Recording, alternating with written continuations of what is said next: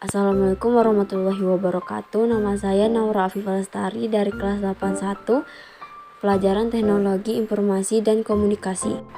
Jadi di sini saya akan meringkas materi bab 4, Computational Thinking untuk persoalan komputasi. A. Berpikir komputasional. Computational thinking atau pemikiran komputasi adalah cara pemecahan masalah, merancang sistem, dan memahami perilaku manusia dengan memanfaatkan konsep ilmu komputer. Computational thinking pertama kali digunakan oleh Seymour Aubrey Pepper, seorang pengajar atau peneliti atau ilmuwan di Massachusetts Institute of Technology (MIT) pada tahun 1980. 1. Pemikiran komputasional. Pemikiran komputasional adalah suatu proses pemikiran yang melibatkan menemukan suatu masalah dan mengekspresikan solusinya seperti cara berpikir layaknya komputer yang bisa menyelesaikan secara efektif.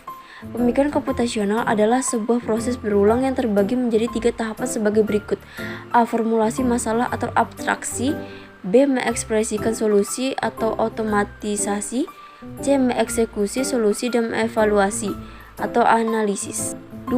Teknik computational thinking. Computational thinking adalah sebuah pendekatan dalam proses pembelajaran. CT memang memiliki peran penting dalam pengembangan aplikasi komputer, namun CT juga dapat digunakan untuk mendukung pemecahan masalah di semua disiplin ilmu, termasuk humaniora, matematika, dan ilmu pengetahuan. 3. Karakteristik computational thinking. A. Mampu memberikan pemecahan masalah menggunakan komputer atau perangkat lain. B. Mampu mengorganisasi dan menganalisis data. C. Mampu melakukan representasi data melalui abstraksi dengan suatu model atau simulasi. D. Mampu melakukan otomatisasi solusi melalui cara berpikir algoritma. E. Mampu melakukan identifikasi, analisis, dan implementasi solusi dengan berbagai kombinasi langkah atau cara dan sumber daya yang efisien dan efektif. F. Mampu melakukan generalisasi solusi untuk berbagai masalah. 4. Metode computational thinking. A. Dekomposisi. Dekomposisi merupakan tahap pertama dari computational thinking. Dekomposisi sendiri dalam Kamus Besar Bahasa Indonesia memiliki arti proses perubahan menjadi bentuk yang lebih sederhana atau penguraian, di mana pada computational thinking berarti proses pemecahan masalah menjadi bagian-bagian kecil yang lebih sederhana dan membuat kita lebih mudah dalam menyelesaikan suatu permasalahan. B. Pengenalan pola. Pattern recognition atau pengenalan pola yaitu proses untuk mengenali pola atau kesamaan umum dari masalah-masalah lain yang serupa dengan masalah yang telah ditemukan dari proses dekomposisi. Pengenalan pola membantu kita dalam menentukan alternatif penyelesaian masalah yang dihadapi tersebut karena ada contoh masalah yang telah diselesaikan. Misalnya mengenali pola file dokumen, file system, file exception, atau struktur data atau file. C. Abstraksi. Menurut Kamus Besar Bahasa Indonesia, abstraksi merupakan proses atau pembuatan pemisahan. Dalam computational thinking, abstraksi merupakan salah satu metode berpikir yang dipakai programmer ketika menulis program. Metodenya berupa melakukan generalisasi dan mengidentifikasi prinsip-prinsip umum yang menghasilkan pola, tren, dan keteraturan tersebut. D. Algoritma. Algoritma sering digunakan untuk perhitungan, penilaian secara otomatis, dan pemrosesan data. Algoritma merupakan pilihan dari berbagai metode computational thinking yang sangat mudah diterapkan terhadap peserta didik karena algoritma mudah untuk didesain dan dipahami, contohnya dengan menggunakan skema atau flowchart atau diagram alur. 5. Keuntungan computational thinking. A. Percaya diri dalam berhadapan dengan kompleksitas masalah yang lebih besar dan lebih sulit. B. Toleransi terhadap ambiguitas. C. Mampu berhubungan dengan masalah yang open-ended. D. Mampu berkomunikasi dan bekerjasama untuk mencapai tujuan sama. B. Pemetaan permasalahan dan solusi dengan komputasi. Beberapa langkah mendasar yang dapat menjadi panduan untuk menyelesaikan masalah sebagai berikut. 1. Mengevaluasi masalah. 2. Mengolah masalah. 3. Pengambilan keputusan. 4. Menyelesaikan masalah. 5. Meneliti hasilnya. 6. Contoh computational thinking. Berikut beberapa contoh penerapan computational thinking dalam kehidupan sehari-hari.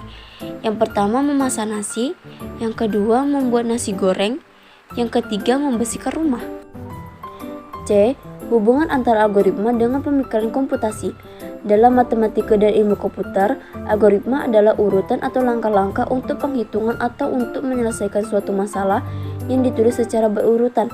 Dalam ilmu komputer, berpikir komputasi atau computational thinking adalah sebuah metode pemecahan masalah dengan mengaplikasikan atau melibatkan teknik yang digunakan oleh software engineer dalam menulis program. Algoritma dengan computational thinking saling berkaitan, seperti yang telah dijelaskan pada pengertian berpikir komputasi.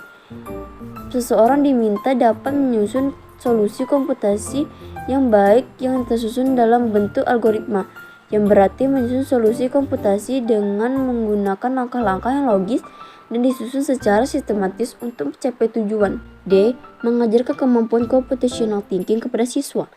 Belajar mengajar biasanya dilakukan dengan seorang guru atau dengan seorang yang lebih berpengalaman.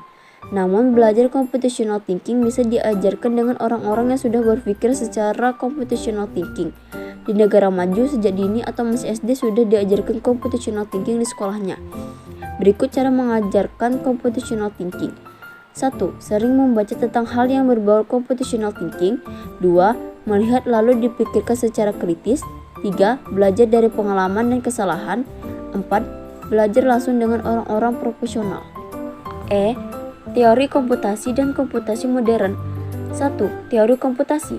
Teori komputasi merupakan subbidang dari ilmu komputer dan matematika.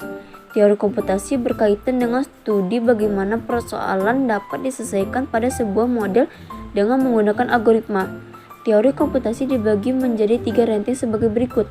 A. Teori otomata adalah teori mengenai mesin-mesin abstrak yang berkaitan erat dengan teori bahasa formal.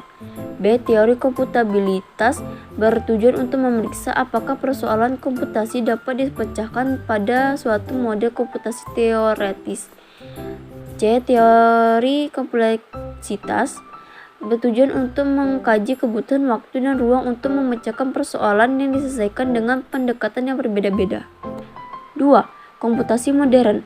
Komputasi modern adalah sebuah konsep sistem yang menerima instruksi-instruksi dan menyimpannya dalam sebuah memori. Memori di sini bisa juga dari memori komputer. Oleh karena itu, kita melakukan komputasi menggunakan komputer. Bisa dikatakan komputer merupakan sebuah komputasi modern. Sekian, terima kasih. Wassalamualaikum warahmatullahi wabarakatuh.